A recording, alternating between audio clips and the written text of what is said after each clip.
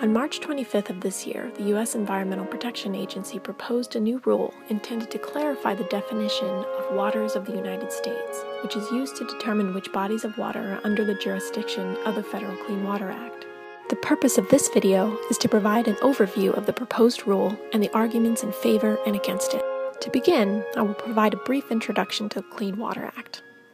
In the late 1960s, growing concern over the health of our nation's rivers, lakes, and coastal waters reached a tipping point. Due to the absence of any meaningful restrictions on the discharge of pollutants such as untreated sewage, industrial chemicals, and contaminated urban and agricultural runoff, drinking water quality had become severely threatened, and approximately 2/3 of the nation's waterways were unsuitable for fishing or swimming. To address these increasingly critical issues, in 1972, Congress enacted the Federal Water Pollution Control Act, more commonly known as the Clean Water Act, to restore and maintain the chemical, physical, and biological integrity of the nation's waters. In the 42 years since the Clean Water Act was passed, important progress has been made. However, water pollution and contamination continue to be a significant challenge today. Fish kill along 60 miles of the Salt Fork River. This location, the river includes an old pipeline. Bacteria, toxins, and other pollutants have made over 40,000 bodies of water too polluted to be used as a source for our drinking supply, or even for things like swimming and fishing. The effectiveness of the Clean Water Act has been hindered in part by the lack of clarity about which bodies of water the law applies to and which it does not. It's been incredibly difficult to determine what is and what isn't protected, and that's put wetlands, streams, and other water bodies at risk. Historically, jurisdiction of the Clean Water Act has been defined in terms of navigable waters and the waters of the United States, including territorial seas. But these terms are fuzzy at best, and debate over exactly how to define them has been an ongoing regulatory and legal challenge. For more than a decade, a variety of stakeholders have been urging the EPA to undertake an official rulemaking to provide clear and consistent interpretation of the law that would give farmers, developers, property owners, and industries more certainty about their rights and obligations, while at the same time strengthening and restoring critical protection for the nation's waters. But there are also those who see this rulemaking as an opportunity for the government to overstep the bounds of its authority, place costly and unreasonable burdens on small businesses, and supersede the rights of property owners. The additional regulation that's going to be brought forth on small businesses like mine is unbearable. This is ludicrous. I mean, I don't think anybody in a straight face can say that this is anything but a huge grab of jurisdictional power at the end of the day. Not every dang small businessman has a lawyer in their pocket that they have on retainer that they can fight these things.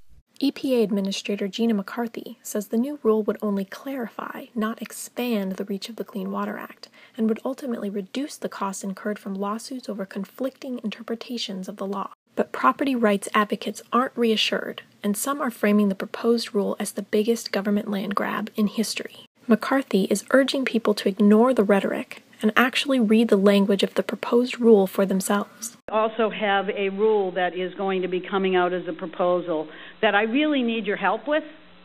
I need your help first to read it, and secondly to tell people what's in it. But comprehending an 88-page document filled with complex descriptions and dozens of confusing terms is no easy task, and it seems unlikely that those who are already suspicious of the EPA's motives will take the time to read through the proposed rule in order to ascertain whether their fears are warranted. Still, for those who are interested in weighing in on this important issue, it is worth it to try to understand the ways in which the proposed rule attempts to clarify the Clean Water Act's jurisdiction. To start, the rule aims to add clarity by defining many of the terms and phrases that have caused confusion in the past, and by suggesting the deletion of the law's current definition of waters of the United States, which is all other waters such as intrastate lakes, rivers, streams, including intermittent streams, mudflats, sandflats, wetlands, sloughs, prairie potholes, wet meadows, playa lakes, or natural ponds, the use, degradation, or destruction of which could affect interstate or foreign commerce, including any such waters which are or could be used by interstate or foreign travelers for recreational or other purposes, from which fish or shellfish are or could be taken and sold in interstate or foreign commerce, or are used or could be used for industrial purposes by industries in interstate commerce. Deleting this definition from the rule is not to say that these waters would not be subject to the jurisdiction of the law, only that determining jurisdiction would be based on the standards and definitions set forth in the language of the proposed rule. To To establish that jurisdiction, the proposed rule starts by reaffirming that the Clean Water Act protects navigable waters, which are in turn defined as waters of the United States. Waters of the United States are defined as all waters which are currently used, were used in the past, or may be susceptible to use in interstate or foreign commerce, including all waters which are subject to the ebb and flow of the tide. All interstate waters, including interstate wetlands, territorial seas, all tributaries of the jurisdictional waters, all impoundments of the jurisdictional waters, all waters including wetlands adjacent to jurisdictional waters, and other waters, including wetlands, provided that those waters alone or in combination with other similarly situated waters located in the same region have a significant nexus to jurisdictional waters. This last term, significant nexus, is key because it was the central issue in the 2006 Supreme Court case Rapanos versus the United States, one of the cases that prompted the EPA to explore this rulemaking to begin with. We didn't decide that we were on our own going to think again. We were told by the Supreme Court that there was too much uncertainty and we had to button it up.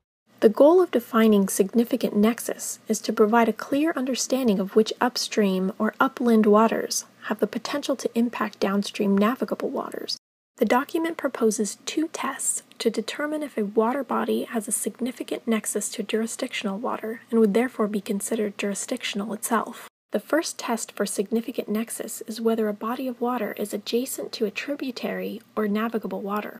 Adjacent is defined as bordering, contiguous, or neighboring, and neighboring is in turn defined as waters located within a riparian area or floodplain of jurisdictional water, or waters with a shallow subsurface hydrological connection to such a jurisdictional water. The definitions for riparian area and floodplain are given, but both of these definitions arguably do more to reduce clarity than enhance it. Floodplain is defined as an area bordering inland or coastal waters that was formed by sediment deposition from such water under present climatic conditions and is inundated during periods of moderate to high water flows. This definition is problematic for two reasons.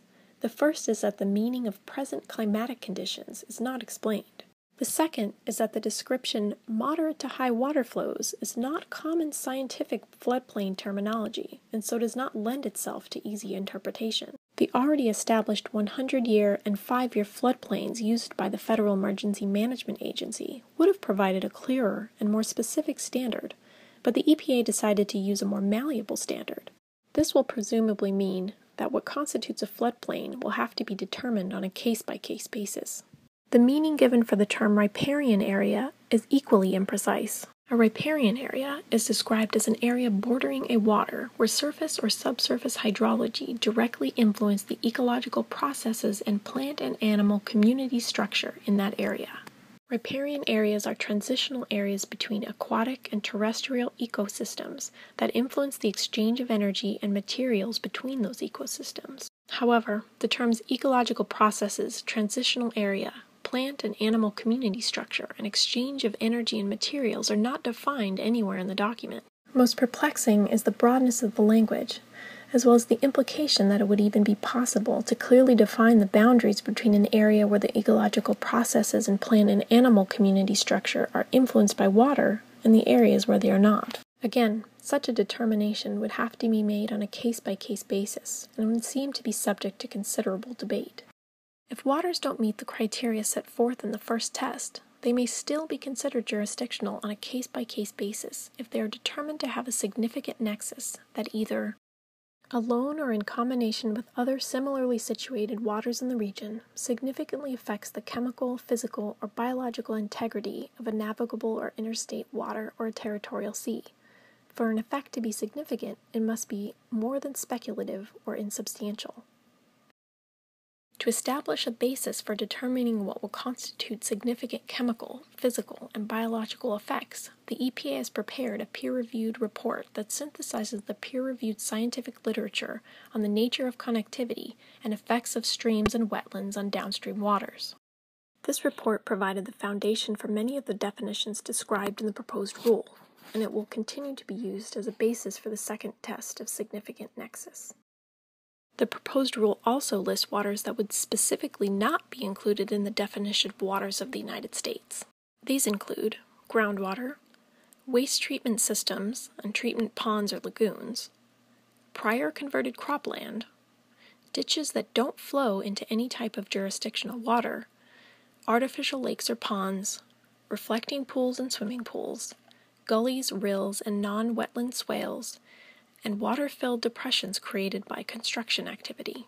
This list is decidedly limited in its scope, which will undoubtedly reinforce some people's concerns that the proposed rule will give the EPA authority over nearly every type of water body in the country, regardless of who owns the property on which it sits.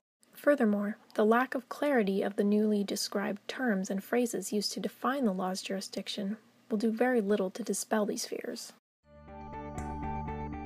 From this brief overview of the proposed rule, it is clear that a substantial effort has been made to ensure that the EPA would have the ability to regulate nearly any type of water that could negatively impact the waters we depend on for fishing, swimming, recreating, and supporting our industrial and agricultural sectors.